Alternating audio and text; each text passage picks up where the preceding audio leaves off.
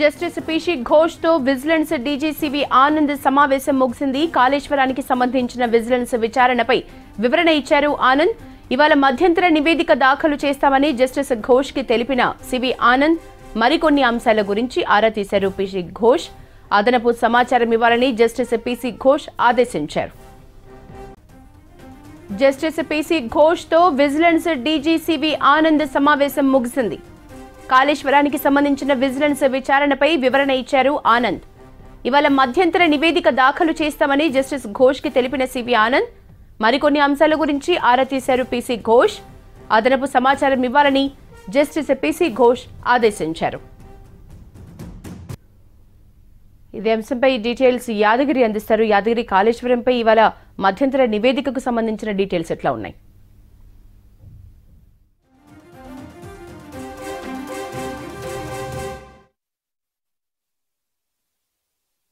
ప్రాజెక్టులు అంటే ప్రధానంగా ఇందులో మేడిగడ్డ, అన్నారం, సుందిల్లా ఈ 3 బ్యారేజీలకు సంబంధించిన దాని మీద విచారణ కొనసాగుతున్నది. మేడిగడ్డ అక్కడ మన పిల్లర్లు పగుళ్ళు వచ్చాయి, తర్వాత సుందిల్లా, అన్నారం కూడా చూసాం, మొత్తం అక్కడంతా వాటర్ కూడా లీక్ అవుతుంది. సో గతంలో ఈ 3 బ్యారేజీలకు సంబంధించి కూడా పూర్తిగా నిర్లక్ష్యం వహించారు. దీని మీద కాంగ్రెస్ అధికారంలోకి వచ్చిన తర్వాత విచారణ కమిషన్ వేశారు. గత కొన్ని రోజుల నుంచి కూడా దీని మీద విచారణ కొనసాగిస్తున్నారు. అయితే పీసీ ఘోష్ దీన్ని విచారణ కొనసాగిస్తున్నారు. ఇప్పటికే కాళేశ్వరం ప్రాజెక్టు నిర్మాణానికి సంబంధించినటువంటి ఇంజనీర్లను, ప్రభుత్వ ఉద్యోగులను వీళ్ళందరినీ కూడా కమిషన్ విచారణ చేసింది, వాళ్ళ అభిప్రాయాలను తెలుసుకున్నది. తర్వాత ఈ 3 బ్యారేజీలకు సంబంధించి కూడా ఎవరైతే అవగాహన ఉన్న నిపుణులు ఉంటారో వాళ్ళను కూడా సంప్రదించారు, వాళ్ళను కూడా విచారణకు పిలిచారు, వాళ్ళ ఒపీనియన్ కూడా తీసుకున్నారు. అయితే దీని మీద ఈ 3 బ్యారేజీలకు సంబంధించి కూడా ఒక ఎన్డీఎస్ఏ రిపోర్ట్ కూడా ఒకటి మధ్యంతర రిపోర్ట్ ఇచ్చింది. ఆ రిపోర్ట్ ప్రకారమే ఈ 3 బ్యారేజీలకు కొంత మరమ్మతులు చేశారు. అయితే దీని మీద ఎన్డీఎస్ఏ రిపోర్ట్ కంటే ముందే విజిలెన్స్ ఎంక్వైరీ చేసింది. విజిలెన్స్ ఎంక్వైరీ చేసిన తర్వాత ఆ రిపోర్ట్ను ప్రభుత్వానికి ఇచ్చారు. కానీ ఇప్పటి వరకు కూడా అది విజిలెన్స్ ఏదైతే ఎంక్వైరీ చేశారో, విచారణ చేశారో, ఆ విచారణకు సంబంధించిన పూర్తి స్థాయి రిపోర్టు కావాలని చెప్పేసి కాళేశ్వరం కమిషన్ ఏదైతే ఉందో కాళేశ్వరం కమిషన్ ఇప్పటికే కోరింది.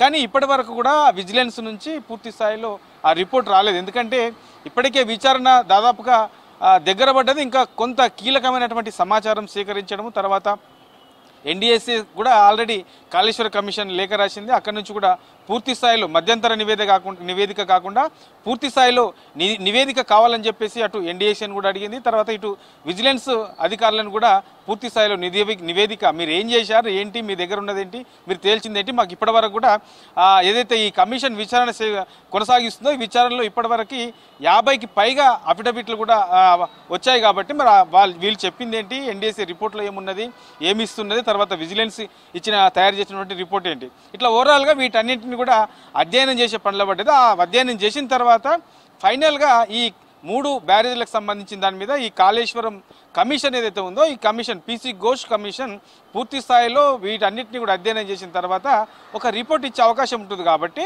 ఇక అందులో భాగంగానే ఈ ఏదైతే విజిలెన్స్కి సంబంధించిన రిపోర్ట్ కూడా కావాలని చెప్పేసి పూర్తి స్థాయి నివేదిక కావాలని చెప్పేసి కమిషన్ కోరింది. అయితే ఇవల్ల పూర్తి స్థాయి రిపోర్ట్ కాకుండా మధ్యంతర రిపోర్ట్ ఇస్తామని చెప్పేసి విజిలెన్స్ అధికారులు కూడా చెప్పారు. ఇవాళ సాయంత్రం లోపు కమిషన్కి ఈ మధ్యంతర నివేదిక కూడా విజిలెన్స్ అధికారులు ఇవ్వబోతున్నారు. అయితే ఈ మధ్యంతర నివేదికలు ఇచ్చే రిపోర్ట్లో కూడా ఏముంటుంది, ఇప్పటివరకు 50కి పైగా అఫిడవిట్లు వచ్చాయి. కాబట్టి ఆ అఫిడవిట్లో చెప్పిన వాళ్ళేం చెప్పారు, ఈ ప్రభుత్వ పరంగా విజిలెన్స్ అధికారులు చేసినటువంటి ఈ నివేదిక ఏం చెప్పబోతుంది, తర్వాత ఎన్డీఎస్ఏ రిపోర్టు ఏం చెప్తుంది, ఇట్లా వీటన్నిటిని పరిశీలించిన తర్వాత ఇంకా ఎవరినైనా విచారణ చేయాల్సిన అవసరం ఉంటుందా, ఇప్పటివరకు ఆ నిర్మాణం చేపట్టినటువంటి ఆ సంస్థకు సంబంధించిన వాళ్ళను విచారణ చేశారు, తర్వాత రిటైర్డ్ ఇంజనీర్లను విచారణ చేశారు.